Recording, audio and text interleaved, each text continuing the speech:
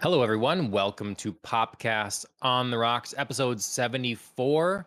We are back again after a short little break. We're here to talk about pop culture things that interest us, and sometimes there's whiskey. My name is John, and I am joined, as always, by Andrea.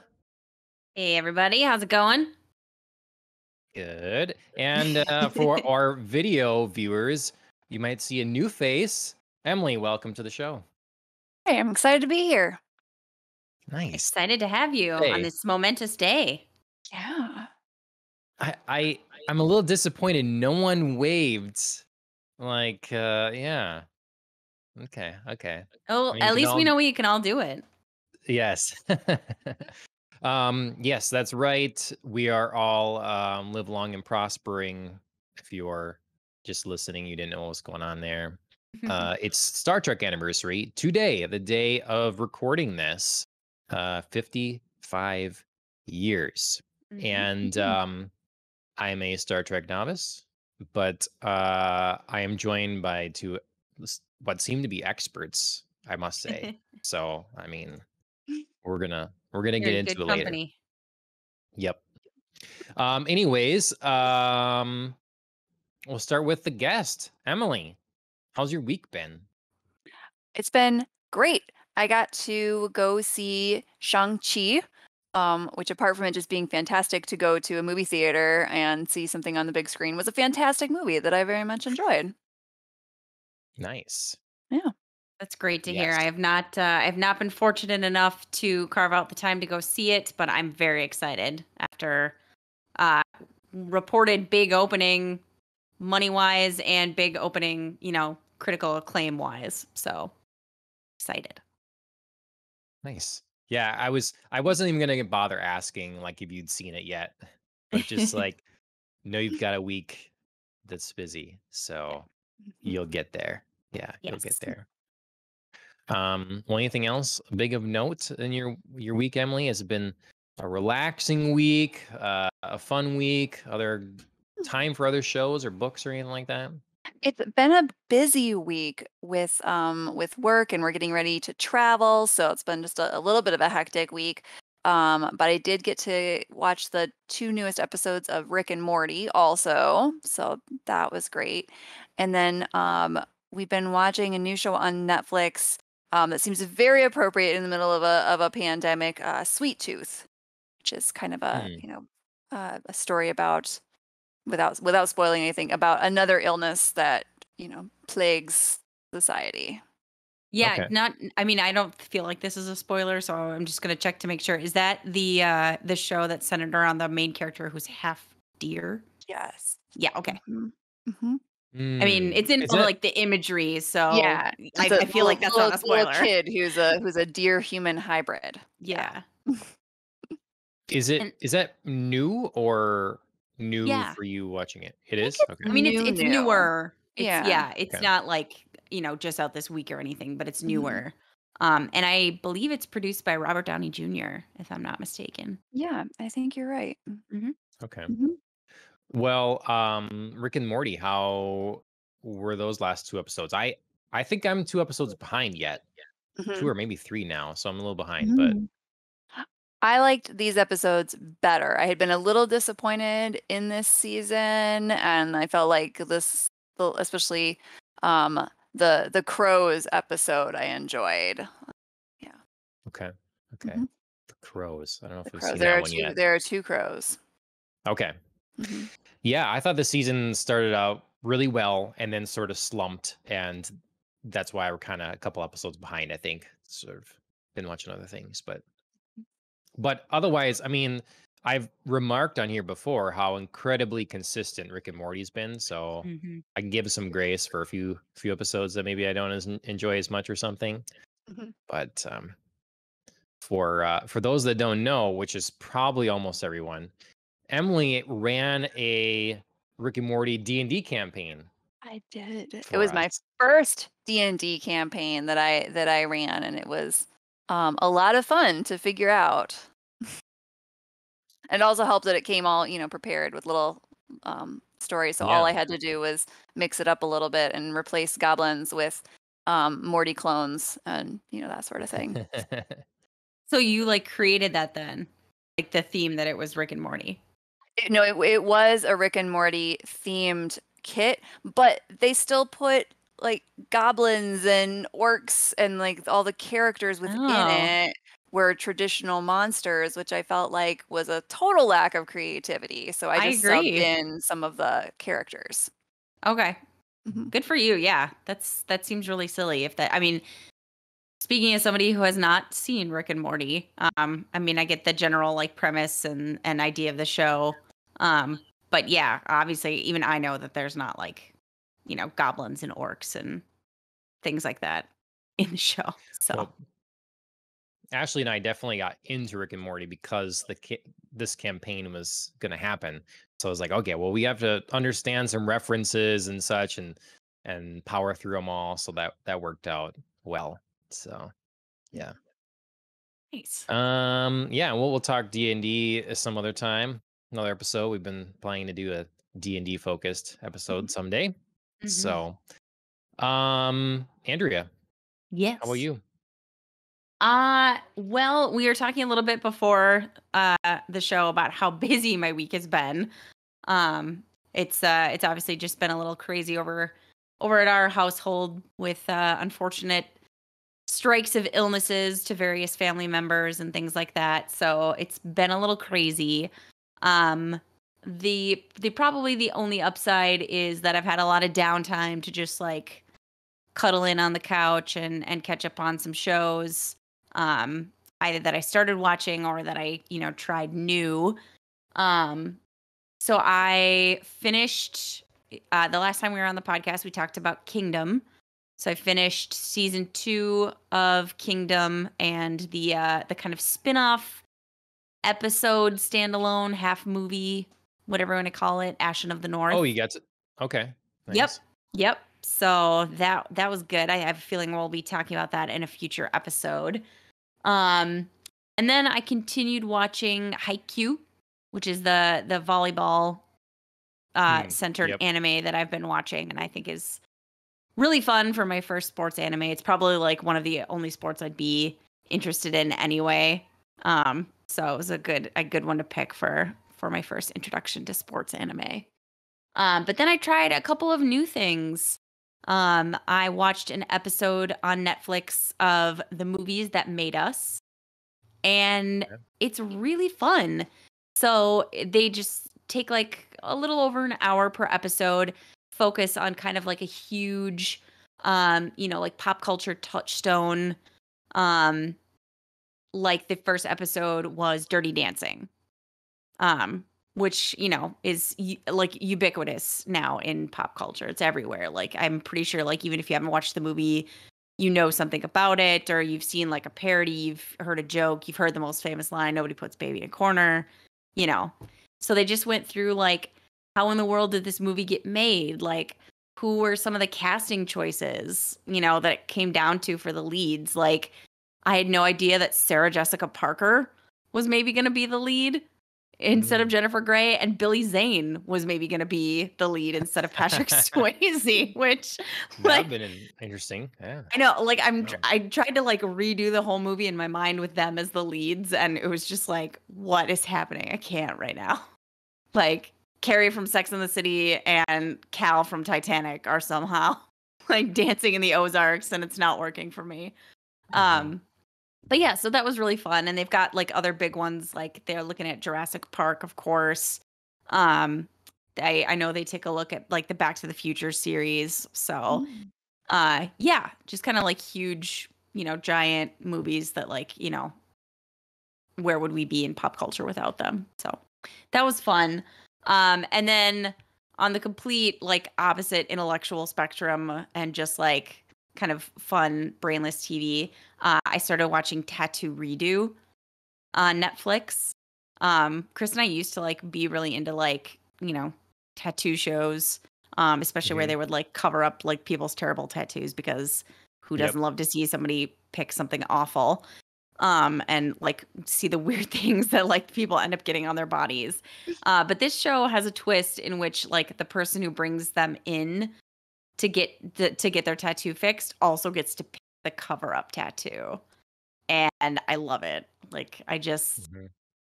I totally I wish Chris had a bad tattoo that I could like go in and be like, listen, like I'm so excited. I have so many ideas. And I'm yeah. with you. I've seen some of this show as well. Ashley found it and stuff because she wants a new tattoo so much. Yeah. And immediately you start thinking, well, what would I give everybody? Right? You know? And some Right? people are easy, some people like obvious choices, and other Right. people not so much. So Right. Like yeah. I some mean, people really like take a gamble on like what they think, the person is gonna yeah. like on their body. Hmm. Or like somehow they like come in with this like it's terrible, but it's small, and then somehow they like walk out with a tattoo that's like 5 times as big, even though it's Yeah. like super awesome. It's like that's a lot of real estate. Like Yep. that's risky. So I think it's fun. Emily, do you want a bunch of tattoos? And would you Mm. trust Shane to choose your Ooh. tattoo?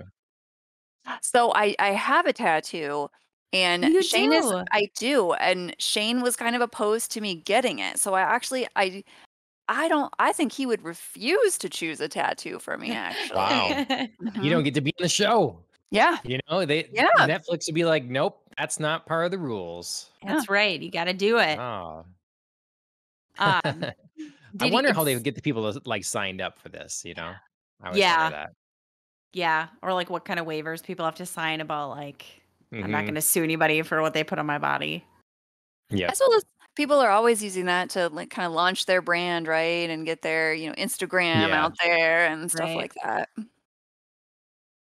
Let me So just say, oh, go ahead. Go ahead. no, no, you go. Okay. I would totally, if we like garnered an audience here, you Hmm. know, I would Ooh, ooh, totally ooh. do a thing where we would film us doing this. I will pick your Yes, Ooh. tattoo, you pick mine. I would totally do that. done right now. I'm not gonna do it for like an audience of almost no one. So it's gotta be like, you know, if it was like the next we're starting to be discovered, to be the next thing to like Hmm. catapult us. Like, look at this. We're gonna this stunt. Like you say, you get your brand or whatever. Yep. But yeah, absolutely. I would totally trust Andrea to pick me a good tattoo for sure. I would too. Like I think it's funny before the show we were just chatting and whatever and you were like, "Oh my gosh, Andrew, we're the same person." And we're thinking totally alike. And I'm like, yeah, I was thinking about it over the course of the show. We do have very like similar tastes and Hmm. personalities. So I would trust you. All right. You've seen it here, Emily. So this Yep. is That's right. You beautiful. bore It's a witness. beautiful moment. Emily's like typing up a contract on the slide. Mhm. She's like, all right, Yeah. I'm gonna send this to you. Also some No, ideas for tattoos for you to start Yep. perusing. Yep. I feel like it's a decent qualifier for a good friend. Like, would you? I mean, I feel like probably wouldn't be good friends with someone that I'd be Mm. really worried about what they would pick. You know, either it's like, okay, we're not good enough friends that you know yet. You just don't know the other person Hmm. well enough. Otherwise, you have to imagine they're going in that they relatively know you and with your best intentions. You Hmm. see in the show sometimes someone's there, like the other person's genuinely terrified. Oh my Yep. God, I made them mad once or something, and now they're getting me back. Yep. And I don't know. I feel like I wouldn't be in that situation, but So I do have to say there was the second episode of the show, I was really disappointed because there was a couple who came in and he was like coming in and saying like, I really want her to get this like stupid tattoo on her foot fixed. And she was like, mm, yeah, it's terrible. It's awful.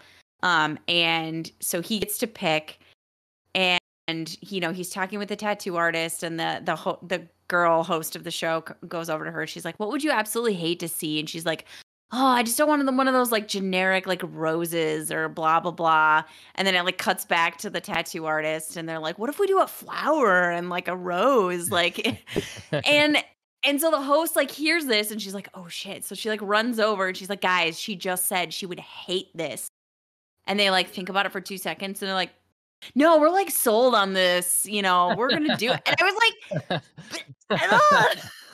like, That's pretty good. The host did that. I figured they'd be like, I can't right? interfere. Nope. No, This is part of the test. she like ran over and was like, you can't do this. That was like the one thing she said she hated. And they were like, we're gonna roll the dice. It's gonna be great. And then like at the end, the partner who came in with her boyfriend or whatever, he was like so confident the whole time. And then they went for the reveal and he was just like, oh my God, what if I just like totally messed it all up? And he was just like regretting every single second of it. And I was so ready for her to just like unleash and be like, how dare you? But no, she was like, oh, I love it. It's so great. I was like, ugh, I'm disappointed. I wanted fireworks. I wanted drama. I want to be like, nope, tattoo redo. Like, Okay, well, I know this is becoming a longer discussion, but yeah, sorry, I didn't mean to go since we crazy on you. I have to ask. No, I have to ask Emily then. Yeah, okay. So the other way. So you think Shane would refuse to pick a tattoo for you? I Would think he you would. feel comfortable picking a tattoo for him? So that is tough because I also know how adamantly opposed he is to having a tattoo. And so I feel like kind of to your point about having the best person's interest in mind, like I am sure I Mhm. could pick something that would be his personality and something that would speak to him, but I don't think that he would ever sign the waiver to be on the show. Right. Sure. Okay. Yeah. Okay. So Yeah. did he end up liking your tattoo then? Like, does he like it, or is he like at least maybe not bothered by it? No, he doesn't like it. I don't think he's bothered by it, but he doesn't like find any appeal in the Sure. tattoo. Sure. Yeah. It's interesting. I love tattoos. I think they're really, really awesome. I mean, they can be bad, but they can be so beautiful. They really add a lot of personality. Mm-hmm. My issue is like I jump between things a lot, things that I love, I'm really into or whatever. And it's not that I start disliking the other thing. It's just it's very difficult for me to decide Mm-hmm. on one Commit. thing. And yeah, because I feel like if I decide on one, like if I decide on Jurassic Park, okay, I'm gonna get a Mhm. Jurassic Park tattoo. I feel like that's of a potentially similar value to many other things, and I feel like I should automatically get all those other tattoos as well. So it's like, what will rise above? And that's why Yeah. I feel like I need a sleeve or nothing. I need Mm. many tattoos or nothing. Mm-hmm. So Yep. yeah, I don't know. Mine is just it's a very small, subtle one on my foot, and it's like you can see it when I'm at work because I usually wear flats, and it like creates so many conversations with people, like Yeah. patients when it's really like people are awkward, and you're like, hey, I'm gonna stick this thing in your vagina now, and then they can talk to you about your tattoo, and it makes you seem like more of a human being, and so I find it to be a very nice icebreaker sort of thing. Should we clarify your job because people could Yes. go a couple places? I am a physician. I do a lot of women's health care. So, yes. That is like a nice thing though that like you can have for them to like focus on something else while that's going on. Yep. It's like, oh hey, let's chat about your tattoo. hmm And so many people have tattoos, Yep. and then it's just a nice like thing that you can talk back and forth as you're distracting somebody from whatever you're doing. Yeah. Right. So what do you got I on your love when we foot? get I have an abstract triangle design that I created with my friends when we were in residency, and so we all got some variation on this triangle-y geometric design and went together to a big tattoo parlor in Minneapolis, and kind of all went as a end of residency thing together. Nice. cool. Yeah, that was fun. That's fun. Mhm. Very cool. All right, Awesome. tattoo on the rocks. Episode 74. That's perfect. What goes well with tattoos but a stiff cocktail, right? I Indeed. mean, some people they gotta relax a little bit beforehand. They're getting nervous. Or get their courage Cocktails. up to go through with it, Yep. you hmm know? Whatever you need to do. So we've got a lot of drink holidays because we missed last week. So what Yes. are they? And are you Yes. celebrating any of them? I am sadly not celebrating any of them, but my drink does pair well with our theme today of Star Trek, which we've only lightly touched on so far, and I totally hijacked us on tattoo conversations. No, Um, no. but so for drinks to close out August on the 30th, it was Mai Tai Day.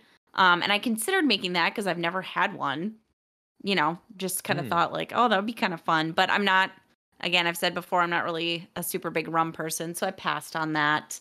Um, but to kick off September, on the 1st, we had Australian Craft Gin Day, which I did not know was a thing. That Australia would yeah, have their own me neither. craft gins to be celebrated, but I think it's cool. I hope to celebrate that at some point. September 2nd was Cabernet Sauvignon Day. So if you're a red wine fan, then September 2nd was your day to cheers. Mhm. Yesterday, the 7th of September, it was National Beer Lovers Day. So if you're cheersing with a can of Bud or something craft, whatever your taste is on the beer gamut, then yesterday was your day.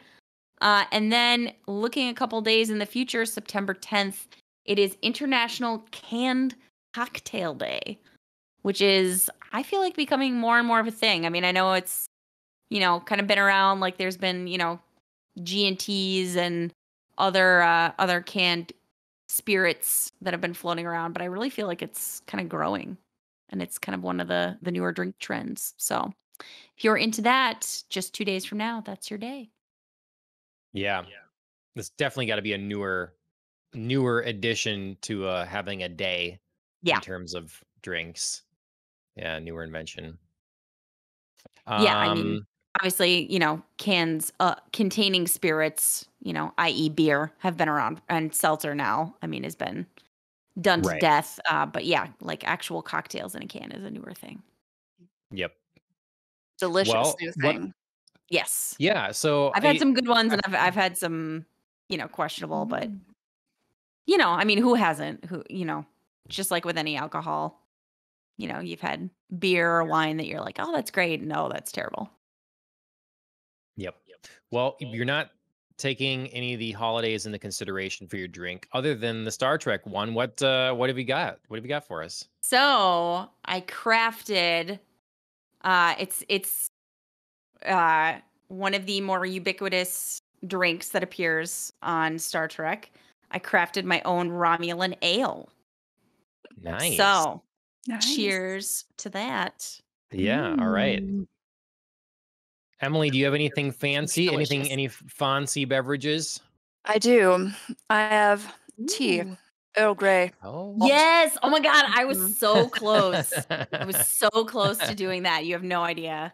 And I'm serving it in my for people who can see it in my vintage Star Trek mug with a Klingon warbird decloaking off the starboard bow.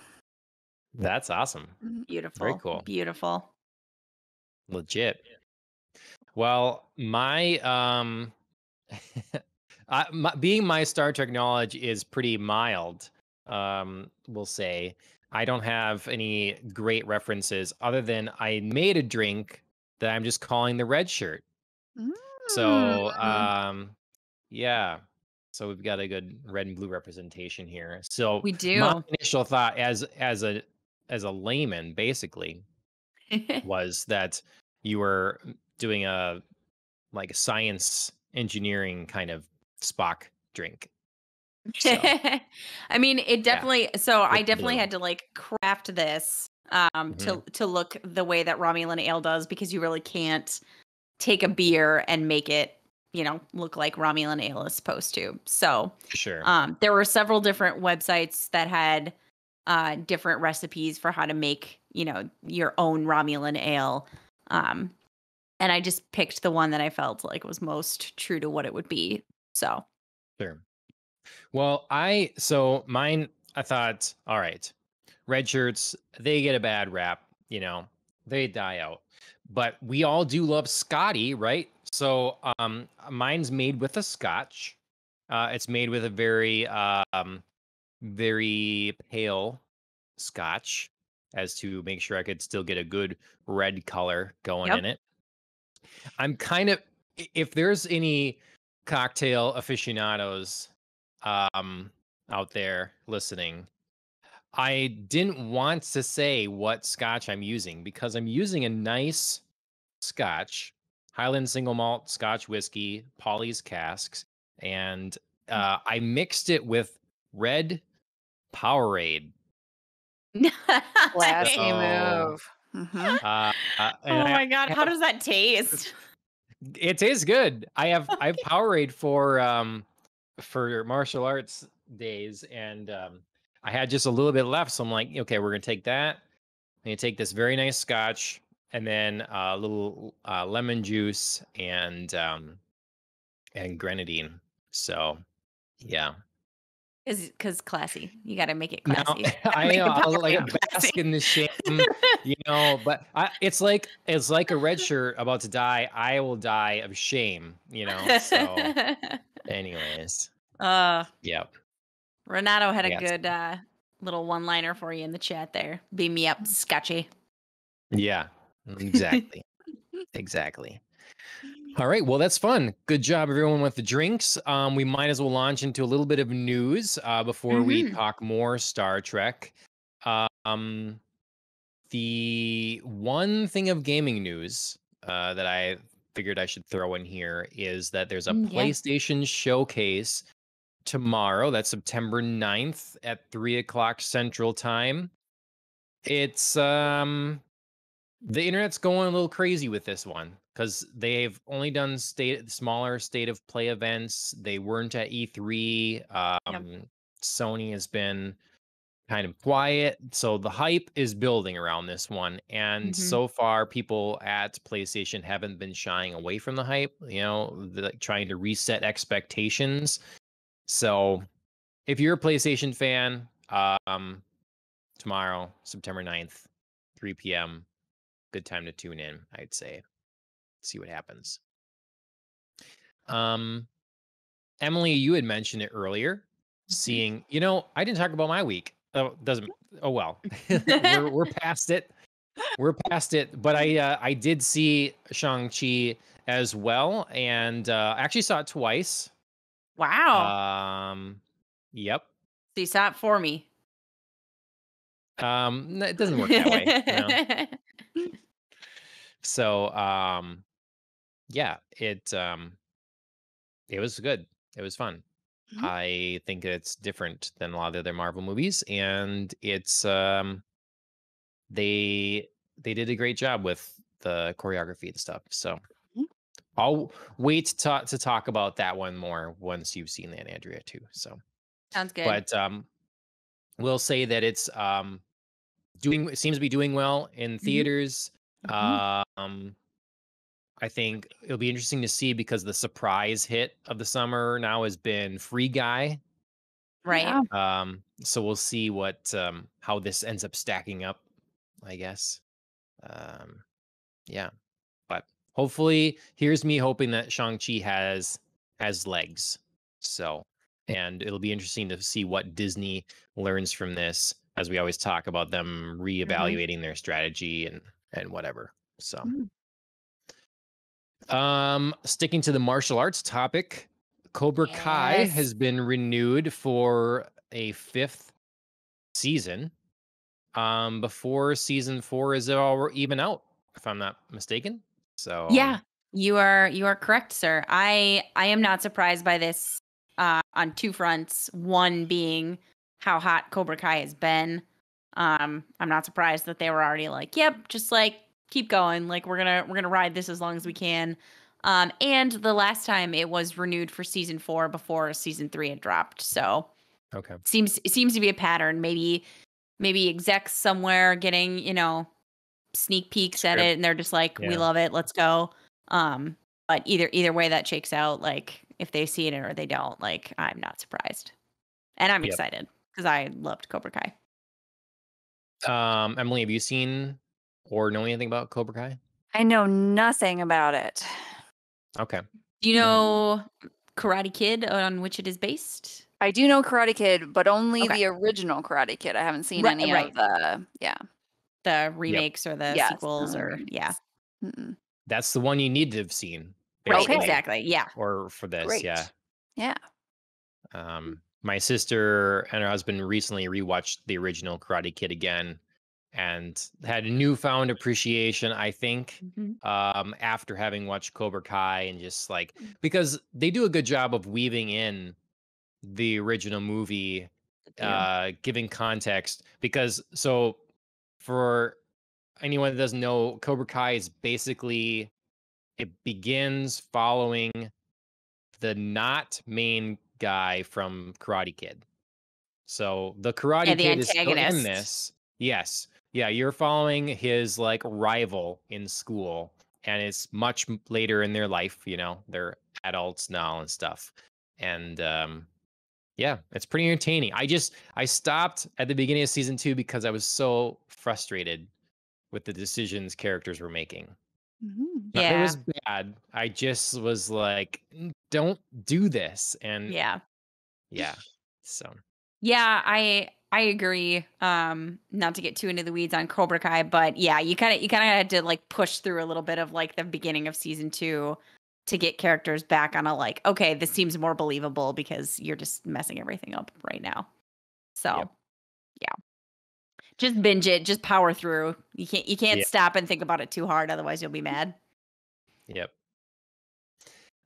Sticking on the television topic, sort of. Um, we had a little bit of a discussion, Mhm. myself and Shane in particular, this weekend about Cowboy Bebop coming Oh, okay. to Netflix, the adaptation. More news about that Mm-hmm. that we have not talked about. Basically, they're doing a well. Firstly, the original director, creator of Cowboy Bebop, has has had no input on this show. So we just learned that the director, Shinichiro Watanabe, Mm-hmm. he is not a part of this, and he's Right. just crossing his fingers that it's good. So, Right.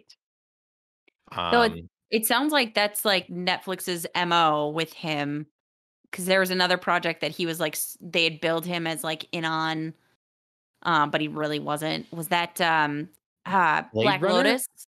Yeah, Yeah, Blade Runner I think Black so. Lotus. I think that's what that's called. Hmm.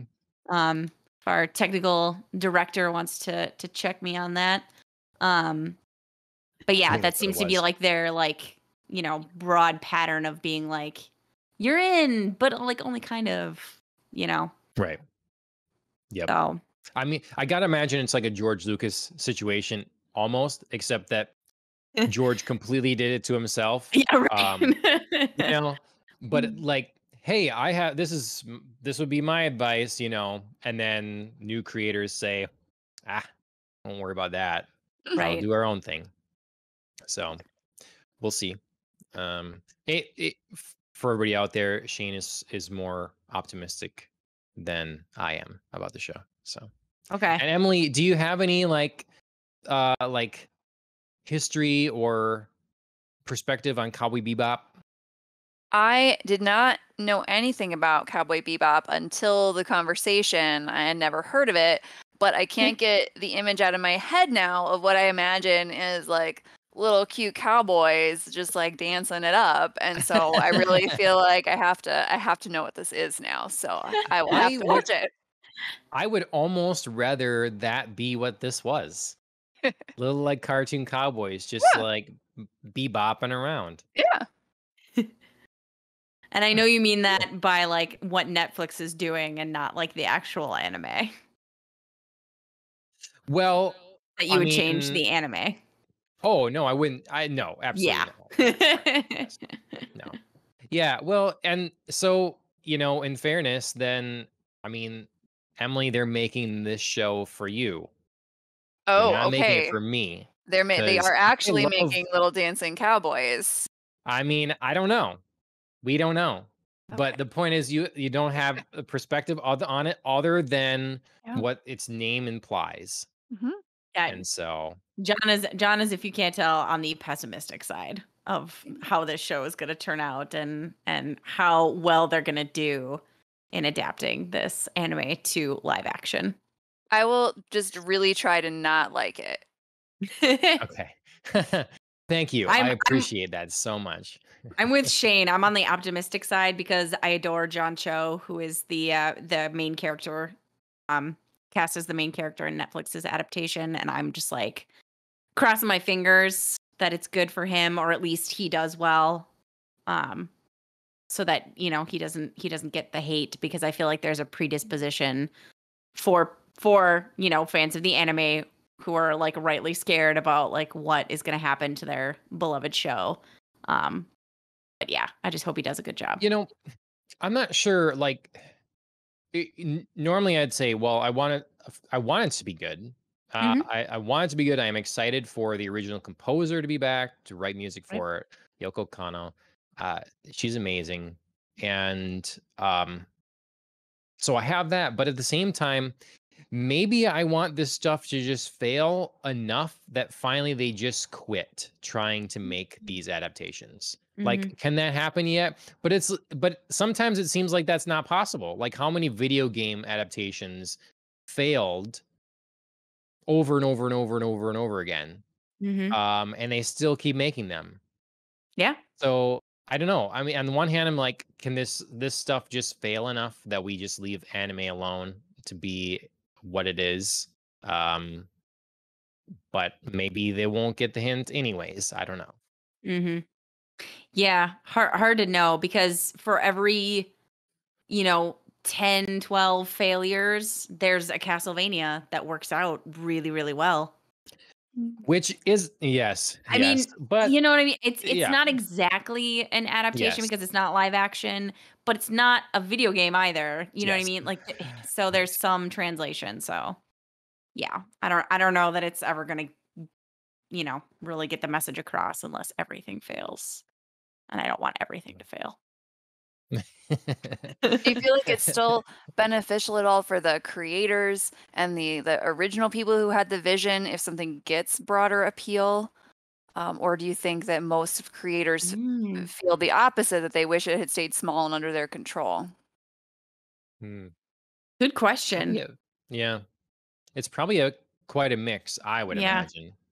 I mean, it's one of those like bittersweet things. Like Mhm. I'm sure this show, and leading into the next story, the comic book and stuff that's going to come along now Yeah. um will drive people to the original content. So if someone Right. potentially sees this, hears about it, or whatever, potentially those people go consume the original content as well. I'm Mhm. sure that's happened with Castlevania to Yeah. some extent. Maybe people that haven't played Castlevania in a very long time, they saw the show and they're like, I would like to try that, and they go out and try to play, dig out their old DS and play some Castlevania games or something. Mhm. Right. So, but at the same time, it's got to be like, well, it's like your baby, and what are you doing to my baby? Right. I don't Yeah. know. Mhm. Yeah, I'm sure it's a mixed bag, and I'm sure it kind of depends on how badly it fails. You know what I mean? Like, if it's Mm. like a that isn't exactly how I would have envisioned it, but it's not terrible, or if it's just like a complete, hatchet job, and you're taking out characters or making them the complete opposite of what, you originally wrote. I'm sure that's really tough for an author to just be Yep. like, this isn't anything I intended. Mhm. So, Well, what's that? The manga turned anime film that we talked about for our whole cyberpunk era, or a set of shows. They made then oh, James Cameron yeah. and uh, Yep. Rodriguez Yep. Yep. made a movie Totally. adaptation, Oh, Alita? and Alita, yes, Battle Angel. Battle Yep. Angel Alita, yep. So that creator made a story that was pretty small for a while, became a cult classic, blew Mhm. up. They made a anime adaptation, and then there was people in Hollywood that were fans and brought him in, they wanted his autograph. They exchanged autographs, or whatever. They got pictures with him. They toured him around set. They Mhm. talked to him about things. There was clearly a reverence and for the creator and the things that he brought to life that they're now trying to respect and bring to life in a new way.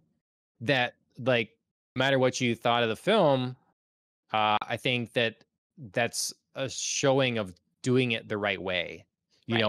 It didn't come across as the sort of, well, we're in a boardroom.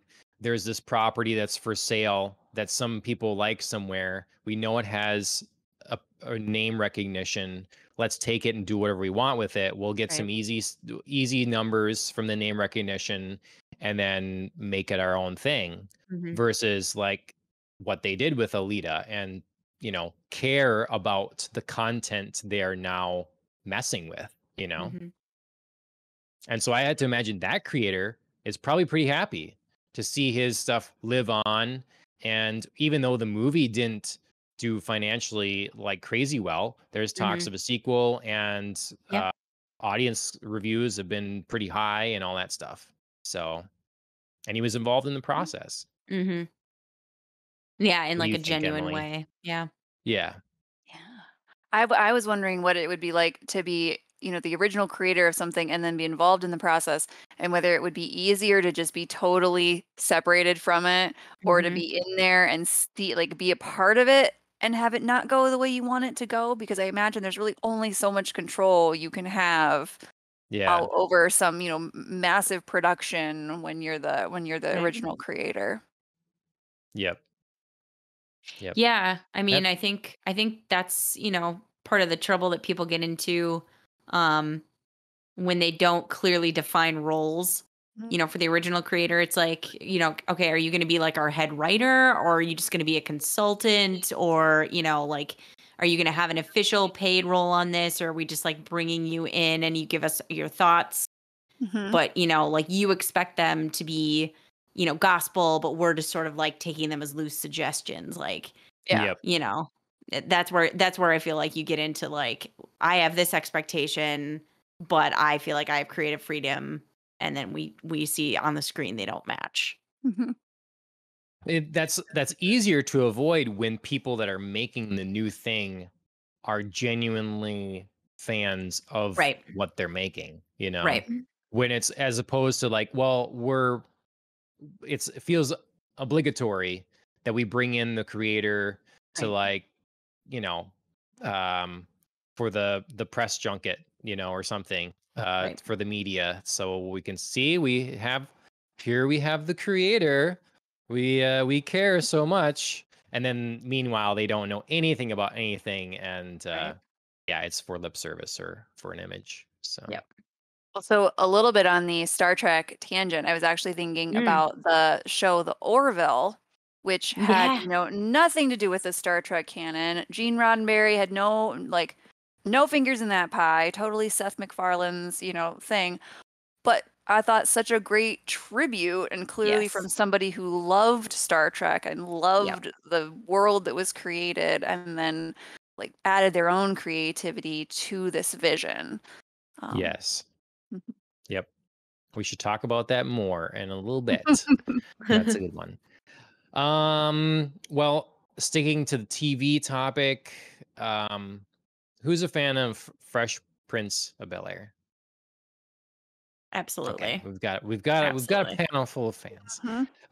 They're redoing the show. I They're know. making it again, and what do you guys think? Emily, I'll let you go. Mm, I I am skeptical, but hopeful, I guess, because I believe, like, just like the last example, I do believe that it can be done well, and you can recreate shows that are a tribute, but unique. And so I'm hopeful that they do it, but I don't think that they will. So, Yeah, I'm of a similar mindset. There's hope there, but a lot more skepticism in my head. Um I thought the announcement like that Will Smith did about, finding their new leading man, Jabari Banks. I thought that was really adorable and it was super cute and it was, high energy, good fun, but that doesn't really mean anything as far as the show goes and how good it's going to Mhm. be. So, um, yeah, I have a hard time, you know, feeling like the show is going to be as good and as iconic as the original, but you never know. Also, I definitely Oh, have like the entire theme song running through my head right Yeah, now I can't because even focus on what to I say. It's know. all Because what good 90s kid doesn't have like all the words to that memorized? okay. So here's the question: Is are movies and television art or not? that is a Ooh. deep question. That's also, I mean, like, what are we talking about when we say art here? Is film an art form? Yeah, So it's yeah. a, Mhm, yeah. mhm. How many times have people redone the Mona Lisa? I mean, Probably a probably, lot. yeah, probably a ton. Just Yeah. not like But to like, museum quality. right, but like an amateur, you mean like a person at home decides they wants to make it. Yeah, I was for thinking sure. about like the number of times the Mona Lisa shows up in other imagery then. So the tributes to Interesting. the Mona Okay. Lisa when Yeah, it's featured in a movie about an art heist or, it's in the background of something. I feel like right. the Mona Lisa itself is depicted in so many other works of art. Sure. Or like But it's somebody goes to always the Louvre to like go right. like contemplate in front of the Mona Lisa or Mhm. yeah. Mhm. And I mean I also bet that like people at home think that, I'm gonna just try it. What the hell, man? Yeah. Sure. I think if for me it's like the Mona Lisa has never been replaced. There's not new version of Mona Lisa that is now the sanctioned, approved, reproduced Mona Lisa Mm, version sure. that Mm. some new artist made that is now more famous and the one that you should buy and put in your house. Sure. Of course, Mm. people. It's like kind of like in school. I made a Star Wars video too. I Mhm. so like, but that's not me recreating Star. I mean, I am doing Star Wars. But Mhm. it's like Star Wars is what it is, and I didn't replace it. Other than Mhm. like a fan content. Sure. I thought is real art is timeless. Real Yeah. art Mm. is what it is.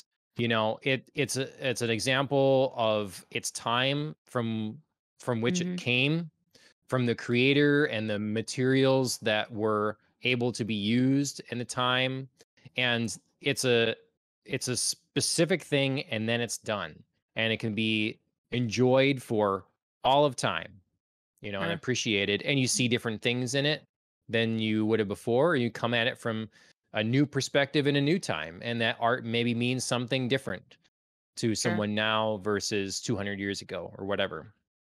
And I think that if film is going to be art, this whole idea that we should replace it, that it needs to be modernized and we need a new version of it, is Mhm. kind of spitting in the face of art. It's presumptuous to think Sure. that we should replace, you know, whatever it is, if it's some famous sculpture, Mhm. throw out the old sculpture and Mhm. do a new version of the same thing. Mhm. Do you I don't do know. you think that it's all like that the intent is always to recreate, or do you think it's to build on? Because I think you could also argue that art throughout history has all been built upon the techniques and the work of the people who Yes. came before. And while the Mona Lisa is a unique piece, I am sure that Leonardo pulled from work of other people as he Mhm. studied, and some piece at the Louvre was replaced by the Mona Lisa, right? So it seems like it's also a Right. constantly evolving growth within Mhm. art. Yep.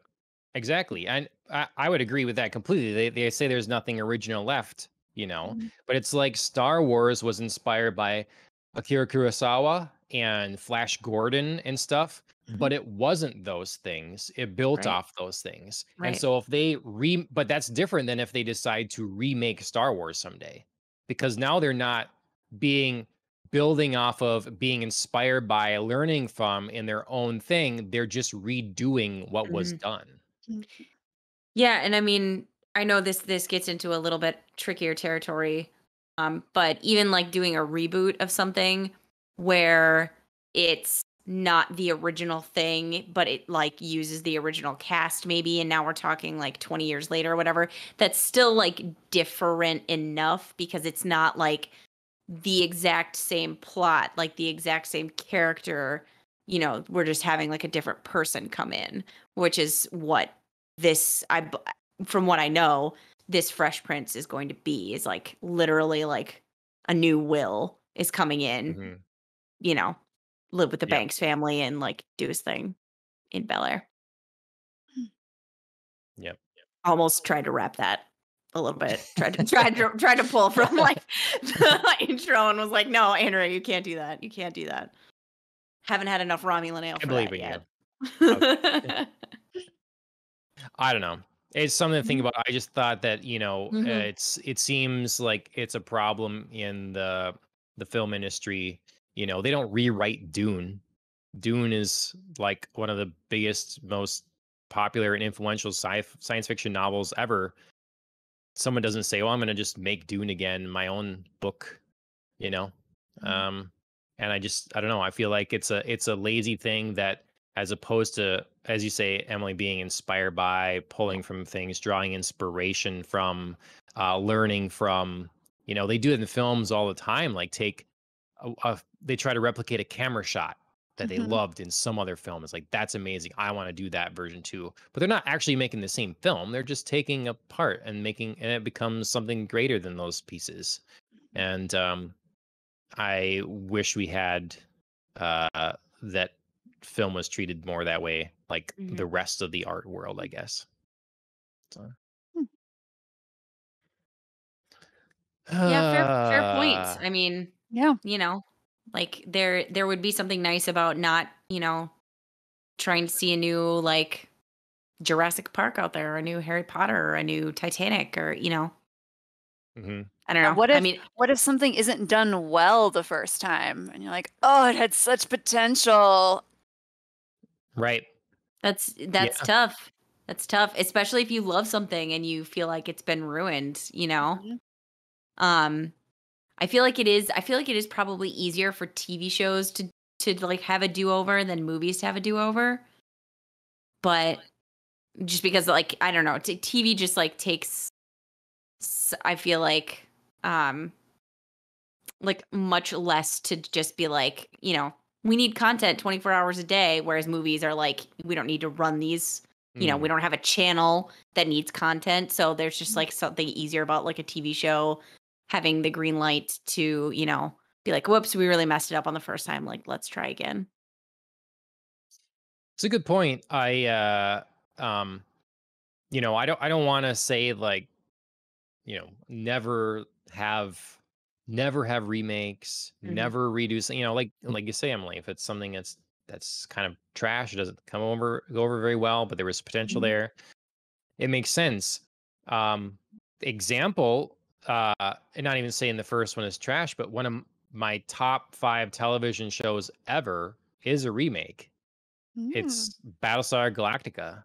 Oh yeah. Yeah. Yeah. I Way mean, better. that's yeah, I mean, it's Hmm. fantastic. And so I just get tired of the over usage. Yeah. We're Mhm. just in a situation. They just interviewed the former CEO of PlayStation, and he said again, like, video games, because video games have this problem too, are running into this situation where they keep spending more and more and more on them, therefore incurring a larger and larger risk, that the game must sell incredibly Hmm. well, and therefore you take fewer chances. And Right. so redos and reboots and remasters and all the sequels and all that stuff is what becomes the name of the game, as opposed Hmm. to something original. And it's just a problem I wish a situation we wish we weren't in. That's all. So Yeah, I agree. I'm thinking here now of a TV show that failed hard that I wish would be redone. My favorite book series, or one of my favorite book series, I should say. The Dresden Files, Jim Butcher, had a TV show on the Sci-Fi Channel. It was awful, awful, awful. Like, just nothing was the way it was written in the books. Like, the main character didn't look the way he should. Like, all of his, like, wizardly accoutrement was not as described in the books. Like, his partner was, like, the complete opposite of the way she was depicted. Everything sucked. Like, and it's universally panned. Everybody hated it and just thought, like, what the hell? What did you do to this? But like, now I think, why are we wasting time remaking and rebooting The Fresh Prince of Bel-Air, which is a gem of a TV show and a classic, when these resources could be put into rebooting The Dresden Files, which is like a hugely best-selling book series, and the TV show could be really amazing if somebody just like took the time to do it right. cared about it. Cared Somebody about that it. was Like, doing it cared about it. right, exactly. Like, somebody actually maybe picked up the book and like read it. Mhm. Yeah. So, you know, that to me is a very obviously personal example, but is a prime example, I think, of like something that was done Yeah. horribly that could be done so much better. Mhm. Well, Emily, you just exchanged a Star Trek cup for a giant mug. I did. I switched to Saurian brandy here. No, this Nice. this is now my alcohol-free hot toddy. So, Nice. Nice. Oh yes, hot toddies. mhm. I never had one of those until you made one. Yes, I love me a very hot good. toddy. All right. Speaking of things we love, DC fandom, right? Oh boy. Oh boy. Well, I mean, last year was things came out of it. Interesting things There came there out of were it. We good had pieces. trailers and stuff, you know. It just I don't know if it was worth sitting and watching, but Right. there was news that came out of it. Um Emily, are you a fan of any of the DC movies or comics or television shows? I know at least one that you're interested in. I'm a fan of, actually just like original Batman things Mm. Excellent. from the DC world, but we were watching what else? What are you thinking of, John, that I said I was a fan of? Doom Patrol. Oh, yes, I did enjoy that. I didn't actually I didn't know about them prior to watching them. I didn't actually realize they were a part of the DC universe, but I did really Mhm, enjoy them. mhm.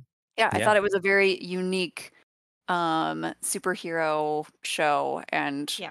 different. It's like way more complicated. I mean, superheroes are all inherently kind of flawed human beings for the most part, but I thought they were especially flawed and interesting. Yeah. Mm-hmm. Hmm. Andrew, we need to get on watching season 2. We do, because season 3 is coming out in, I believe, just 2 weeks. What? Oh man, that's Yep. quick. Yep. Ooh. Yeah, should maybe start that. Mm-hmm. Okay. So yeah, DC fandom, they're doing the event that they did for the first time last year again this year. I'm sure we can expect more of the same, but probably some more trailers, some more stuff from the games coming out, Gotham Knights and stuff, Suicide Mm-hmm. Squad game. Interestingly, last year was kind of dominated by the Suicide Squad movie. That was one of the bigger news stories that came out of it. Right. They sort of did their cast interview with the, j- big A-list name cast people and all that stuff or whatever, or Mm-hmm. B-list anyways. And looked like they had good rapport together and stuff. I think fans were excited, but now we've seen the fruits of the labor. And though I enjoyed the movie a lot, it tanked Yeah. at the box office. Hmm. Tanked. Dreadful. Well, And there really well, wasn't that much out there to watch even besides it. You'd think it would do well because and I mean, Right? to be fair Yeah. though, like, box office should be a little in quotes, since it was also available on streaming. Yes. Because I don't Um, know how we like adjust to account for Mhm. like my potential revenue. You know, obviously not just me, but like the many people out there like me who may have already had HBO Max and we're just like, cool, I'm just gonna Yeah. bop on over to my TV and watch it. yes. I have not seen any like saving numbers from that either. If they do Yeah. exist, I feel like they would have been reported now. I'm like, oh, you guys don't worry. We saw so many subscribers added to HBO Max. Like, But yeah, watch that's out, what I mean. Disney. Like what calculus is there for me who already had HBO Max, Mhm. but for Suicide Squad would have gone to like spend the money at the theater? Is there Right. any like cushion that they're trying to build for that? Yeah, I think it, well, it's definitely going to be an ongoing Right. conversation again of like the They're gonna have to figure recalculus that out. Yeah. of this stuff. But I think this is a result of the fans clouding the vision of people in charge of this property Mhm. because it's one of those things where um, it's really easy when you're paying attention to everything to get worked up about something. And we were talking before about how we would see the movie because James Gunn was doing it. We Mhm. enjoyed Guardians of the Galaxy or potentially other things he did. And so we're going to give it a go and see what happens. But most people are going to have no idea about who James Gunn is. Doesn't carry any sort of name thing. It's not Will Smith, you know? It's not in front of the Mhm. camera. People Right. don't know him. It's not a Mhm. draw. And so whereas online a bunch of fans and a bunch of nerds are like excited, normal people are like what is this? Maybe But it didn't really has like the first one, you yeah. know? But it did have some, like, big names in it, Idris Elba, and John Cena, so if Mhm. if nothing else, people might Margot might get Robbie. pulled in. Yeah, Margot Yeah. Robbie. Yeah. I Yeah. this was go ahead.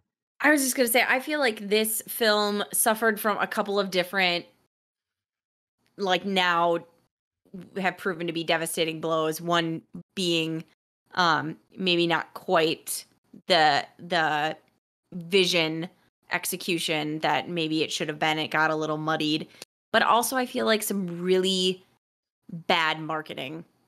I know we talked about Hmm. this with Shane in our episode that we covered the Suicide Squad, where a bunch of the trailers focused on characters who were gone in the movie, like after 5 minutes.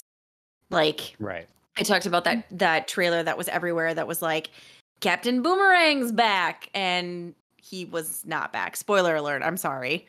Um I guess I didn't say what happened to him, but he's only in like 5 minutes of the movie, and I was like, why would you bill this in the trailer like it's a thing when it's not a thing? Like, you know what I mean? So Yep. I just feel like the trailer suffered from like this is what's happening, and it really wasn't that. Yep. That the press or that they end up releasing for everything, the media promotional content makes a big difference. I remember with Mhm. Halo 5 in video game space, I actually really liked the game, but a Mhm. lot of people felt they were lied to basically in Yeah. the campaign leading up to it. They did not Mhm. get the game they were expecting Yep. and were that made him really mad. They went in with expectations. Mhm. There's probably like Super Bowl ads and all kinds of things like big time that so like a lot of people saw this stuff and then they go in and they don't get what they're looking for. And so that yeah, that And could be a problem. that's what I feel like happened here is, I mean, obviously, like, you know, there were parts of the trailer that were true. Like Margot Robbie was, basically the star of the movie. But I mean, if you think like, gee, like Captain Boomerang's going to be around, Michael Rooker's going to be around, like all these other like superheroes, and it's going to be like this whole thing, and then you go into it and you're like, whoops, like that's not the movie that I thought I was going to. People come out, with very different um opinions than they could have, just because they feel like I thought I was getting one thing and now I just don't like it because I didn't get what I thought I was getting. Mhm. Irregardless of if the movie still turned out good anyway. Well, like you guys are saying too, that like it's having some big names in it. But I remember reading now, probably a decade ago or something like that, that the last person in Hollywood that seemed to be able to draw people to the cinema was Will Smith. Because it used to be that, you'd have actors, actresses, they would work for a studio. And so everybody would go to a movie that had starred said person because they were in it. And Hmm. that was it. Like you just did that. Um, it's Cary Grant's in a movie, going to see his movie, like that's what it was. Right. And I think that period of Hollywood was kind of done. And their argument in this, I think it was Time magazine article or something like that, was that Will Smith was the only one that can do that. And this Mm. was, again, at least a decade ago.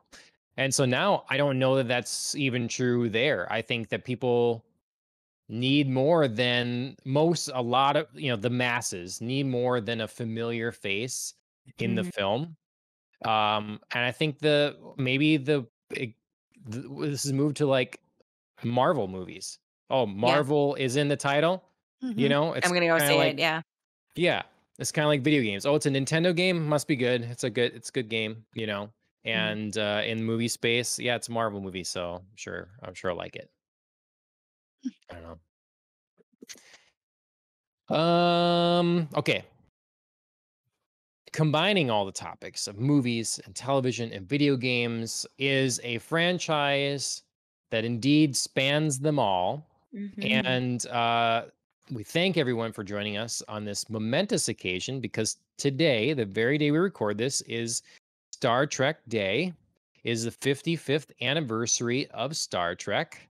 And they did a poor job promoting this, but there's been today on YouTube, on Paramount Plus's YouTube page, and on StarTrek.com/day, some like live musical events and some panels and some stuff like that. Mhm. So after the show or whatever, tomorrow, if you're interested in that kind of thing, you can check out Paramount Plus's YouTube page and watch all that fun stuff and continue the Star Trek celebration. So, I am wearing a Star Trek shirt. I actually got this Star Trek shirt from cereal boxes. I believe Love this it. is when I believe this is when the reboots, I guess in air quotes, whatever, were The coming out. films, Wow. Yes, J.J. Abrams films. and mm-hmm. You So just send I don't know in when the that cereal was. boxes, like Yeah. you actually Mm-hmm. cut them out of the cereal boxes. I Yep. love it. Gosh. Yep. Yeah. Absolutely. It still fits. It's proof I didn't like balloon in the last however many I don't know how many years it's been now. It doesn't seem like a long time, but it I think probably has it's been like a while. 12 years. 2009 was the first reboot movie. Okay. That Yeah. sounds right. Yeah. Ooh, that is a while ago. Um Mhm. yeah. So I've got that going for me anyways. I'm not sure where to start exactly, but I think might as well go around and just get a little bit of a breakdown, like what Star Trek means to each of us. What was your first Star Trek? Should for sure get that in. Like, what was your Mhm. first exposure to Star Trek? Maybe what is the let's start there. What was your First first exposure exposure. to Star Trek, and what was that like for you and everything? Emily, kick us off. Hmm. First contact. My first contact. So I think it was when would this have been? Mid 90s. And TNG was Mhm. actually, I learned in researching this, it was always syndicated. That was actually how they went directly to the air, was in being directly syndicated, which was unique for the time. But it used to be on at like 3 o'clock or 4 o'clock on weekdays. Mhm. And so I would get home from the bus and like rush in to be able to like turn it on and start the episode as it was. So it must have been like the 4 o'clock getting home from school. And so that was my first experience, was watching those for a little bit every day as a kiddo. Nice. Mhm. I had a very, very similar experience. I don't believe that I was lucky enough to start at like the first episode of TNG. I'm sure that I like kind of found myself, in the middle of some season and then, kind of went back. Um, but uh so TNG had late night runs that I stayed up watching with my dad. So my dad and I were like champions of like late night sneak it in television when my mom was asleep and didn't know. We watched Star Trek, we watched Xena, Hercules, Nice. so some other like Nice. excellent classics for sure. Mhm. I think sometimes they were on like UPN, sometimes they were on like other like rando channels that don't even exist anymore. But yeah, whatever they were on, that's what me and my dad were watching late at night, and that was my first introduction into Star Trek as well, was TNG. Nice. John, any introduction to TV, or was it the cereal boxes that in the movies that got you in? It's one of those things that I definitely had exposure to it as a kid, but it was so limited that like it left no impression. Mm, I know that I saw some of the original series um very young, but I couldn't remember basically anything from that. mm, And then Next Generation, I only remember it like as it would like come on, and then it seemed dull and it would be changed. The channel would be changed. So like I just it never made any sort of connection with me. I think that my passion ended up, getting like I was sucked up in Star Wars, as a child. So it didn't leave room for Star Trek. And I know other people that got into it because their parents mhm, watched it and they watched it along with them, and my parents were interested in it either. sure. So I didn't have that connection. And all my friends, when I was younger, almost none of them were into like quote unquote nerdy things.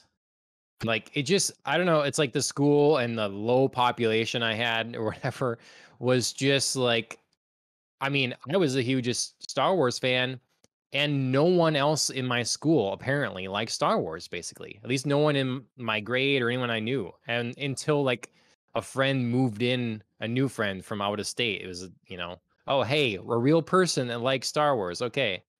But so, anyways, Star Trek wasn't involved there.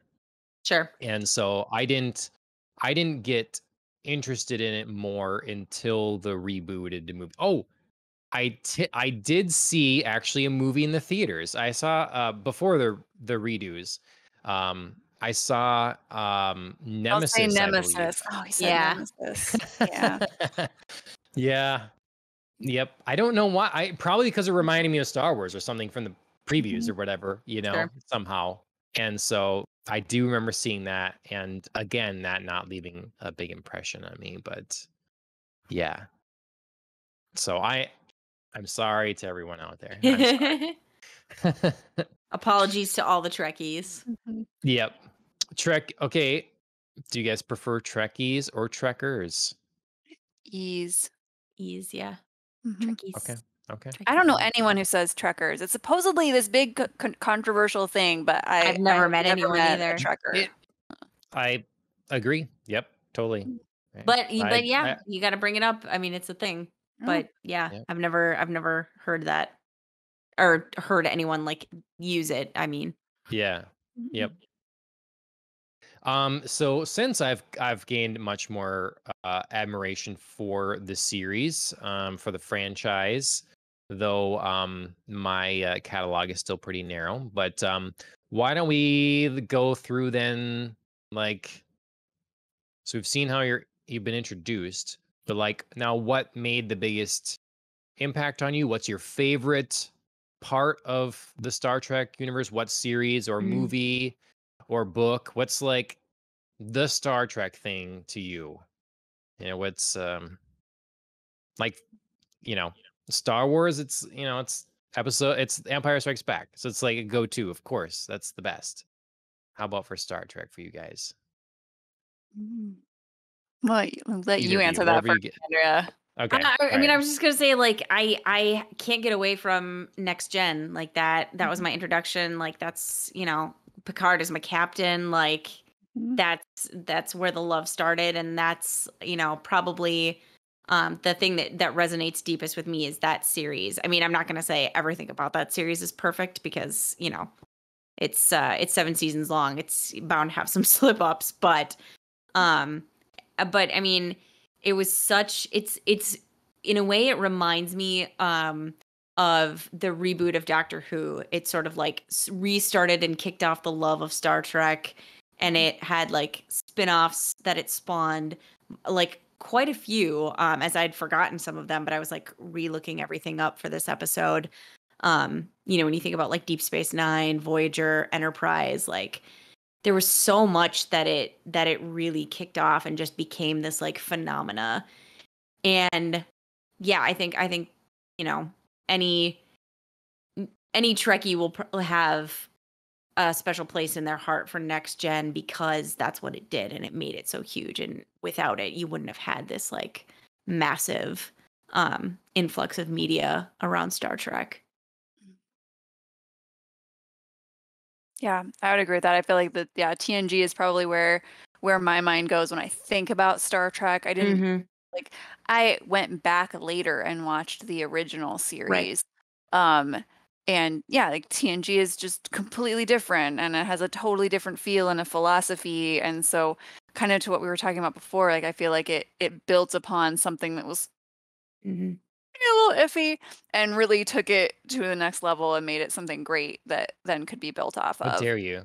I know. How dare I you? know. I know that's a controversial statement, but I um do have to say, like, we were talking about earlier, I went back and like watched the first episode of all Star Treks, just to like, kind of get myself back into like how did these all begin? And the so the OG Star Trek had two pilots. mhm, One with Captain Pike, who's like never seen again in the OG Star Trek, and then like the now official like first episode with Kirk. And there is a huge difference mhm, in in the unaired like Captain Pike pilot and the Captain Kirk pilot. Like Hmm. like there is an amazing difference. It almost makes the Kirk pilot look quality when you like How jump from this from slander over the original I know, series, I I tell know, you. I know. But I mean, there's something impossible to ignore about like the limitations of technology at that mhm, time. I think there's a certain point where technology goes back where you can tell it looks dated, but you're still forgiving because it can do enough. And of course, like the original Star Trek just isn't at that point yet. But when you look at the difference between the two, wow, uh, the pilot looks pretty polished. It's quite the difference, I have to say. they See, made a good decision with that then. It really did. They Oh, really did. I mean, from I mean their leading man, Captain Pike, actually wasn't too bad himself, but the entire like surrounding world it was pretty rough. Pretty rough. So I don't know who else they may have potentially replaced or fired along with Captain Pike, but it was a good decision. well, I think they replaced the entire cast except for Leonard Nimoy. They did, yeah, I just mean, like, Yeah, production-wise production-wise. as well. Yeah. There's very clearly somebody else in charge. Yeah. hmm, But yes, yeah, yeah, they did it's a whole different cast, which is great. it's too bad you guys don't have the appreciation for the original series. Like that's my favorite thing that I mean, and maybe people don't agree with this, but I've definitely heard it before. So some Mhm. people do that. The rebooted movies are much more like Star Wars films, and Yeah. J.J. Abrams himself has said how he's was a Star Wars fan, Mhm. and so I mean, you can look at the first one, and it plays a lot like the first Star Wars film. Mhm. Um, leave, young adolescent, wanting to leave home, whatever kind of thing. And it has this sort of, um, I don't know, it becomes more of an action oriented, fast paced type of thing. Um, and I argue, and I think lots of other people do, that it loses a lot of what makes Star Trek and what makes Star Trek unique. So Mhm. I love those films, particularly the first one and the third one. Mm. But yeah, do you guys feel that they're not particularly Star Trek in your mind? Do you still see them that way? Is it part of the whole universe to you? Do you care? Does like Star Trek, it can be so many different things to different people that it's all okay and I accept it all that way? Or is it like, this really doesn't fit like Sure. other elements? Mm. Yeah, I mean, speaking for myself, like I think the J.J. Abrams movies are the culmination of a trend in Star Trek that where it starts out more cerebral and it starts out more like we're going to explore and we're meeting and making contact and our mission isn't really to engage um and it's a little bit more about learning and exploring, and that's really like the core of it. And then you can kind of see as more spin-offs like from Next Gen happen, the pilots start in the middle of battle, in the middle of action, like right, you're thrown in the thick of it, and it's a little bit less about like, here we're being introduced to the crew who's on a mission to go make contact with X. It's literally like, oh my God, we're in the middle of battle. And everything is chaos and everything is action and go, go, go. And we have to solve like an immediate threat or an immediate conflict. And then I think like the Star Trek movies that J.J. Abrams made were the culmination of that, like moving more towards action. And um I certainly see how that happened and why, and especially that J.J. Abrams was such a Star Wars fan, which are more action oriented. But I don't particularly feel like they sit well with me in the Star Trek universe. You know what I mean? Like they are part of it out of, the sheer fact that like that's what they're labeled as. These are the characters, like they obviously have to be included in there. Um, but it doesn't for me have the true feeling of Star Trek. They're almost like a weird hybrid. I guess I've always felt like there was a big difference between the feel of the movies and the feel of the TV show, even going back Yeah. to, I mean, I will say that, like, so the original Star Trek movies are pretty slow, I would say, and like maybe a little, but there's still like Klingon battle scenes and Hmm. ships are exploding, and there's a lot more action in all of the movies than I feel like would be classically in the episodes, with the Yeah. exception of maybe a few special ones.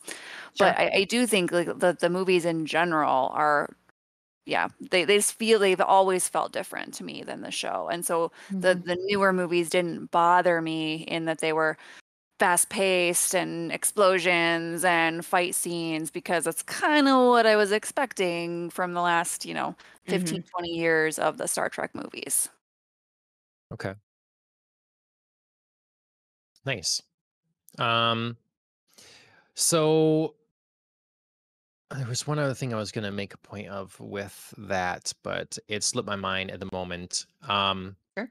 Did I properly address? I don't think I properly addressed your kind of dismissal of the original Star Trek.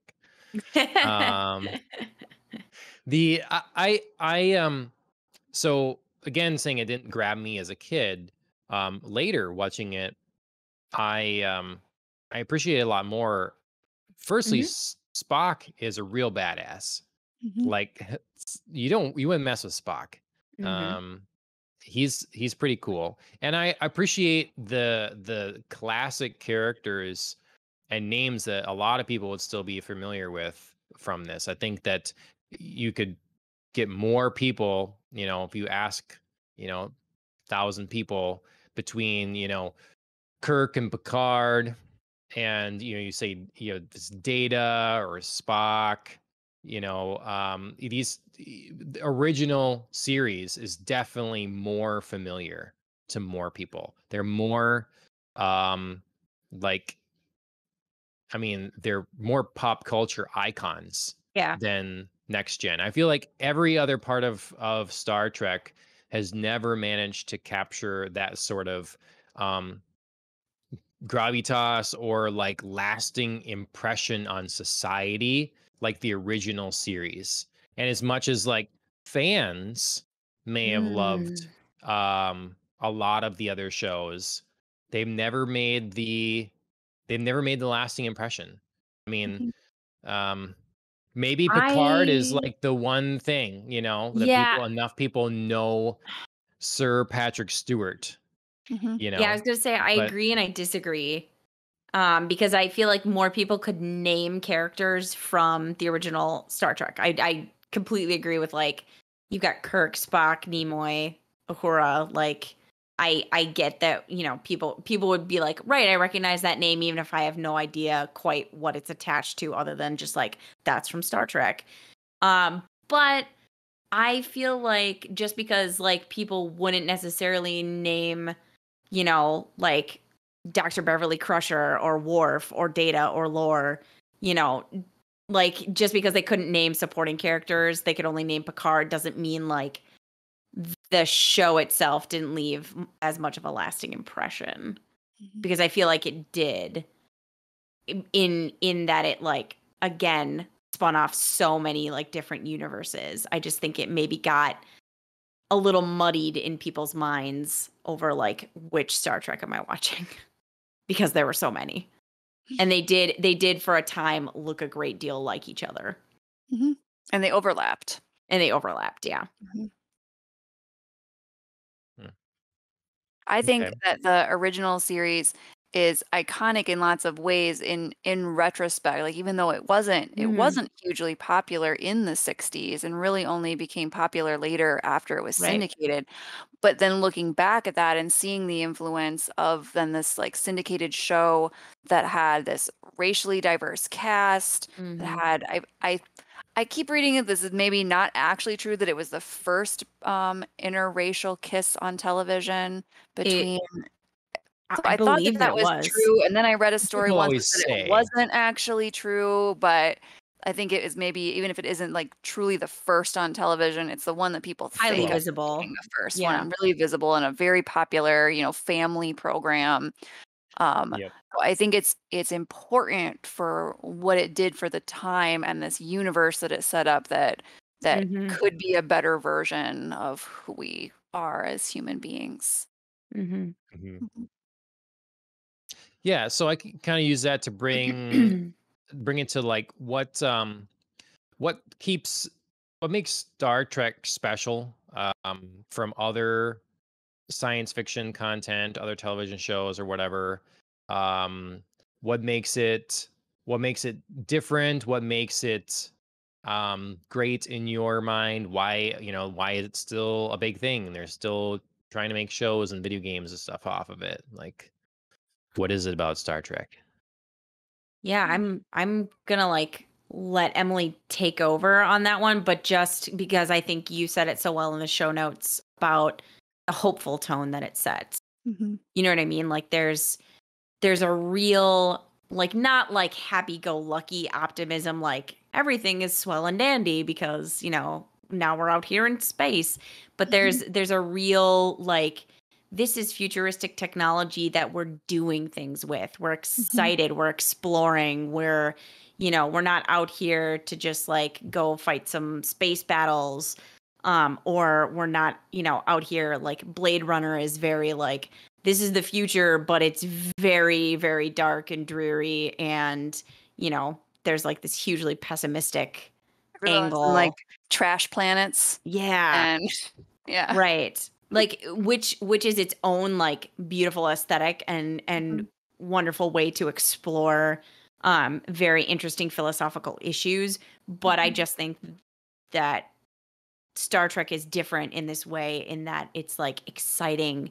You're out there on the edge of space exploring, and this is great. Mhm. Yeah, I would agree. It's the science of it, it's the exploration part of it, and it's also the way they show how people have become better versions of ourselves, and we can collaborate, and we have gotten over through struggles throughout hundreds of years to a place now where people are better and take care of each other better and can truly explore the universe with without a colonial approach to Mhm. the universe of its resources or trying to conquer. Like it puts it into just this, we want to learn, we want to Mhm. explore, we want to just experience the universe. And so I think it's unique from other sci-fi in that tone that it sets. Mhm. Yeah, and that's why I always think like that's what I hear, uh like common sentiment around it is like that hopeful thing, and I think that really does stand out. People will say that for a reason. That makes a lot of sense, because especially not too far after when I suppose Star Trek started, we got into this phase in the 70s of like very dour and Mhm. dark and pessimistic kind of things. We begin to explore more cyberpunk genre things, even stuff like when we eventually get to Alien and everything. This not only is it horror, but you just like the tone visually of everything. Mhm. Yeah, it's always about destruction and stuff. And Mhm. sometimes that's a thing that I feel is it's kind of lazy and plays off people's fears and stuff, because when we look at the world, when we look at just how things have gone, like consistently fewer and fewer people in poverty, people living longer, it's like we've seen improvements. If you look at the dawn of man to now, things are better. So like, why Mhm. can't we have a hopeful view of the future and that things Mhm. will continue to improve? It makes a lot of sense. And it's fun to see. I think it's fun too that they did place it so far in the future. A Mhm. Mhm. lot of other things kind of make the mistake of, you know, in the not too distant future kind of thing. And this is like, no, I don't know what it is. It's like 500 years in the future or something, Yeah, right? 24th century, I think, is when Yep. it's set. Hmm. Yeah, Mhm. depending on the Yeah, show. depending on the show. Mhm. Um yeah, it's weird because yeah, like there's something about setting something too near in the future. Hmm. But it's also like, doesn't this seem possible because, like when we look at like the technology development over the last, like, you know, 100 years to 50 years to 10 to 20 to 10 years, it's like there are these like crazy rapid things. But then when that year hits and we haven't developed, like hoverboards or whatever, and and you just look at it and you're like, "Oh, somehow like this just like takes you right out of it." Mhm. So yeah, Star Trek does do a really great job of being like, let's just set it so far in the future that like people who are watching this can never get to that point, so we'll never know if we can or can't do these things. I think it's also interesting how much real science has come from Mm, the Star Trek world, yeah. and these ideas in the 60s of these computers that you would talk to and these devices Mhm. that you would carry around with you that would transmit over long distances. And then, you get to holodecks, which is essentially like 3D Yeah. printers and VR, right? Um, and so I think that it's inspired also people in real science fields then for to give a Mhm. vision to the things that they're working on. Yeah. Yep. Mhm. I always love that. I mean, I love hearing those stories too about kids that grew up watching Star Trek or Wars, and one of them, they wanted to be a pilot, or they end up being Mhm. an astronaut, or Mhm. yeah, or they end up working on something. And I'm sure there's people that were like working on the Right. Apple Watch, and I'm like, that's that were Right. inspired by the things that they could do and Oh, yeah.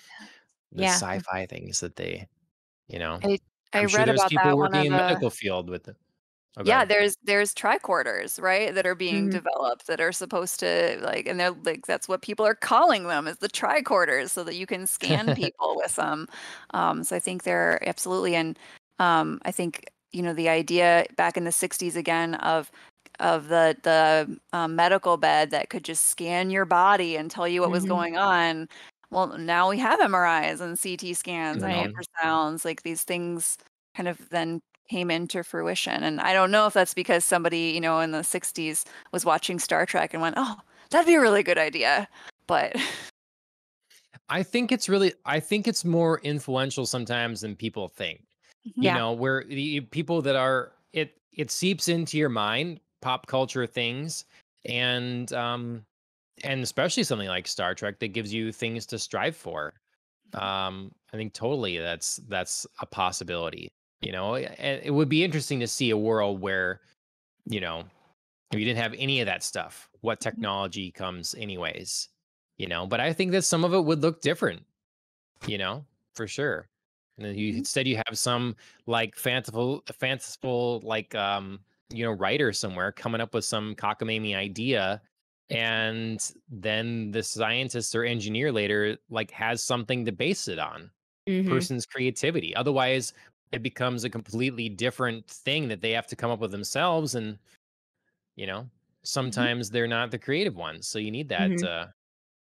creative, you know, visionary. I mhm. feel like this is such a cool and funny argument for why the arts are important. When people Yeah. ask that about like, Yeah. to not drag it too into the real world of like when people say we should cut the arts in schools and why should we fund that kind of thing? And it's like, but isn't this like a really great example right here of like somebody dreaming up technology in an art form that Mhm, now scientists are making real or have already or are currently making real. And like, Yep. isn't this such like a wonderful beneficial thing that like maybe wouldn't have happened, mhm. if it weren't for something like Star Trek, you know? I don't know. It kind Yeah. of Yeah. is a funny thing. I think it's similar, just like seeing technology that you like would allow you to envision it becoming real. I think also Star Trek in its casting choices and the character Mhm. choices also allowed people to see Right. possibilities for their life. Yep. Um, One of my favorite things from Star Trek is actually Uhura, who Nichelle Nichols. Um, she ended up after in the 70s working with NASA and was Mhm. like a passionate advocate for getting Black women into space. Yep. And who would have listened to her, or why would she have had any influence on anything if she hadn't been Uhura from Star Trek? And she Mhm. did actually get Black women into space, and she's credited with being a big reason that Mae Jemison like got to be the first Black woman in space. And so I Mhm. think like just seeing those people and having this like vision of like, oh, like I actually could, as a little girl in the 70s, have seen a woman in these positions of power and thought, I can do Right. that. Like, yeah. Right. Pop culture is influential. That's for sure. Yeah. Mhm. 100%. Um, so favorite Star Trek memories, Mhm. things about Star Trek, moments or whatever that you just that stand out to you. Ooh. I'll say one. Okay. I went to they had the Star Trek experience in the Mall of America. Mhm. And I mean, I don't know, it was an event, and me not being a really big Star Trek person, but I went and that was a lot of fun. Mhm. They tried to break down some of the science of it. They're like, okay, how about teleportation? Beam me up. What is that? Is that possible? And it'd break them down by if it seemed feasible or not. The quick answer is no on that one, but just For based on now. the sheer like amount of energy required Mhm. uh alone, like in order to do that. But it was fun. They went through all kinds of different, like as we're talking, technologies, and then they had movie props and all that kind of thing. So that was a lot of fun. Yeah. Mhm. Gosh, I'm trying to think of like a moment. moment. Yeah, I guess I've never been to, any of the conventions or any of the Mm-mm. bigger Star Trek things. I used to, my parents would go to a lot of antique stores and garage sales and stuff like Mm-hmm. that when I was a kid. And it was right in the middle of my hardcore Star Trek days. And so I Mm-hmm. would collect the fan fiction books and comic books and any little like Mm-hmm. Star Trek memorabilia stuff. So Sure. that was always really fun, and I got to read a lot of some okay and some great fan fiction. Nice. I didn't know it got like published. Like they Oh yeah. published fan fiction. Oh, Well, so I don't know. It's all, written. I don't know if like if it became canon, like it got the, Star Trek label on it, Right. but it was written right. by multiple different people and um Hmm. yeah. I don't know if it was really fan fiction or if it where it originated from, but Yep. Mhm. there are, thousands of books out there and blogs and short stories and whatnots. Right. Yep. Mhm. I always love those things, and that to me is like a hallmark of something that is really better than its the sum of its parts. That it can inspire the creativity. You want to live in that world or Right. something. You want to invent something off of it. Like D&D is that thing for me. Star Wars used to be that thing for me. There's the things that you just like. Yeah, it makes you want to write and tell more stories in that world, and Mm-hmm. yeah, that's pretty cool. Mm-hmm. I have a piece of show and tell. Ooh, what Um, have you got? so I'm like an old stereotypical old lady or something, I guess, and I have I do collect some stamps. So I Nice. have Star Trek stamps. That's Yeah. cool. So Great. The Final Frontier. Oh, I forgot yeah. Um they're pretty awesome. I go through them slowly. I basically stagger my stamps so I don't use them all up too much. So like I'll have one sheet of these, but then my next sheet will be Harry Potter ones. And then, Nice. so it goes, so I'm not just like flying through all the Star Trek ones. I want to make sure they last. Um but yeah, it's pretty cool. And there's a whole big thing on the back kind of talking about the history of Star Trek a little bit and stuff. So Where did you get Nice. those? the post office where you get Oh, okay. stamps. Well, sometimes you have to like send away for like, different like TV shows or collector edition or, whatever kinds Oh, of stamps. You know what I okay. mean? They don't have like Star Trek at every post office. So, Are you well, see, I mean, they have their run, yeah. and so I Mhm. miss a lot. I should go in once in a while a little more, I guess, or check their website or something. It's usually me showing up with something and, oh, what do you have for stamps now? And like I have some dinosaur ones that are really cool right now or whatever. And Hologram ones. yeah. Yep. Nice. Yeah, those are cool. Hmm. Hmm. So, yep, me and my stamp collecting. Mm. Um, what do you guys think of this state of Star Trek now? Like, is there any upcoming projects or currently running things or whatever that you're looking forward to or into right now? Or is what's our state of the union? Is it is it healthy or So Emily? Or I'm what? sorry, I'm gonna like interject just in the like watching the live stream that's happening on Paramount Mm. Plus. They did just like officially announce two upcoming projects, Star Trek Prodigy and Star Trek Strange New Worlds. Mhm. And they like didn't really give a whole bunch. They did a trailer for Prodigy. They didn't for Strange New Worlds, just showed us images of the cast, and who is all officially going to be included. So those are officially coming as like the newest additions um, to Star Trek, along with Discovery and I think Lower Decks are the only other Mhm. projects that are out right now. I think so. Okay. I don't think they were planning to do more Picard. That seemed like a Yeah. one-off, Yeah. which is They've probably they've okay. been like yeah, they've been really cagey about like if that's ever gonna like be a thing. So it makes me think no. Yeah. I feel like they would have really hyped it up had it been the plan. I agree. Yeah. So it's like healthy in the way of like there's a lot out there right now. Mhm. Um I think, it's hard to tell, obviously, for Prodigy and Strange New Worlds if they're going to be good. Can always Yep. hope, but yeah, it's healthy in terms of like the number of things that are happening. Mhm. I at least appreciated in Picard and Discovery. I felt like Yeah. things have been visually beautiful and the Yeah. acting has been fantastic. Like I feel like they're not pulling their punches on production value for anything. Okay. Mhm. The money's there. Mhm. So Yeah. what of those new things have you all seen? Like you've seen basically all of it or pieces or I have Uh not seen Below Decks at all, so that's yeah. yeah, I don't know anything about it, and I think it's a cartoon. It is a cartoon and yes. it's like a parody kind of, Yeah. little satire of Mhm. not in the way that I think like Orville can be a little satire-y. Mhm. Um but yeah, it's like a true like let's make fun of Star Trek a little bit. Mhm. Okay. I haven't really seen a whole bunch of it other than trailers. I have seen Discovery up through the I Mhm. haven't seen the 3rd season yet, so I need to do that because they're gonna launch the 4th season in, like, 2 months, so I gotta Oh, gotta catch up. that's going Okay. fast. Mhm.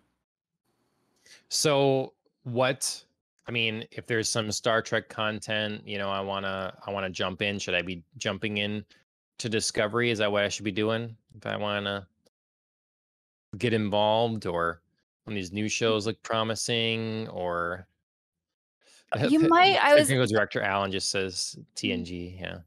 Yeah. Yeah, I feel like TNG is, like it's the show, but I also feel like maybe it would be better to watch Discovery without knowing the rest of the universe. I don't know. Yeah. That's so tough. Mhm. Because Discovery takes place much earlier, right? And Oh yeah, later. I know. So that Mhm. Yeah. mm, Mhm. okay. There's some timey-wimey things. Mhm. Yeah. And because of that, I feel like it's a little bit of a bubble, like they're trying to do with it what they did with the reboot, which is to kind of create a show that can exist in canon, but not be strictly tied to the historical precedent, right, of the rest of the series. And so they Mhm. purposely pulled Discovery kind of away from the normal timeline to be able to do other things with Mhm. So they sort of Abrams it Yeah, themselves. they kinda did, which I think Okay. means that you don't necessarily have to have seen the rest of the Star Trek Right. There's less pressure. shows. Yeah, Are you could you probably both watch it. comfortable with the way that they're doing that? So both Abrams and then Discovery, like sort of it's kind of reminds me of Marvel taking the multiverse approach, where it could be done well and to make it fun, or Mhm. it could get messy and used to like do random things or to retcon things or Yeah. so is it kind of lazy like well we don't really want to have to play by the rules of pre-established so let's do this and now we can do what we want. That's actually my concern for Strange New Worlds. Because it's now going back again.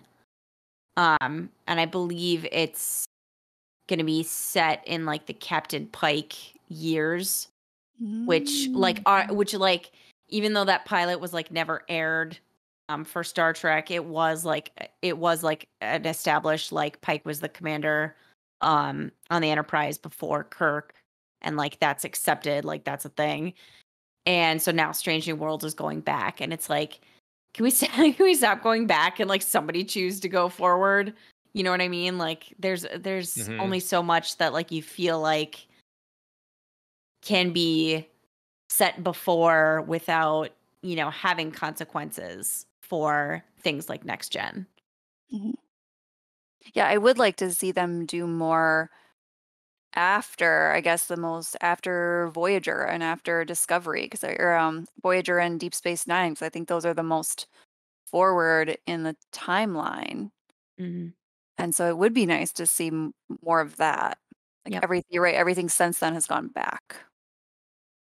And to me that again calls to the like fear that the cultural touchstones are all these classic things that have been done before. So, namely, OG Star Trek and Picard. And Mhm. then, Mhm. like, nothing since has really, like, captured everyone. So, what do? Well, we're going to keep milking those other things Right. as opposed to, Mhm. like, someone having to really write the next thing. I mean, we ran into this with Star Wars too. Like, Mhm. instead of like taking the opportunity to leave the Skywalkers behind or something, we had to use them again. We had to Right. like go there, and it was half-assed or whatever. But like it's move on. Mhm. Mhm. If you're telling compelling, amazing stories with great characters, done well and um, written deftly, then Mhm. people will be excited. Right. And I don't want to gloss over Prodigy because I don't know where that is set, and that may be in the future. And maybe somebody's taking a risk there, but it almost feels like they feel safer to take a risk because the show is animated. Um, so maybe they're not Oh, feeling like it. Prodigy's animated? Prodigy is animated, yes. Mhm. Okay. So I don't know if there's some sort of like freeing element there if it is set in the future. I saw the Right. trailer, but I had the sound muted, so I didn't know like where it kind of falls There's one in the fan verse. site that says it takes place basically the same time period as Voyager, Oh, right okay. after the end of Voyager. Interesting. Interesting. Okay. So that's moving I have something to forward a little s- bit. I have to say that um the I don't know what to think of the concept art. It definitely Oh, looks Friday. a Yeah. little kind of unique, you Yeah. know. It looks different. It's not I'm animated in not the way sure. that like Lower Decks is animated. Mhm. Right. Yeah, definitely different styles. I was just looking Hmm. at the picture here and I don't know. Okay. Well, that's something. Yeah. But yeah, lots of irons and lots of fires. So Mhm. there's lots of choices out there. Just got to see what's Yeah, what's going to be what's the next big hit. I feel like Paramount Plus has a lot of eggs in this basket, in the Star Trek basket right now. And I Mhm. think they're really trying to find ways to make Star Trek work.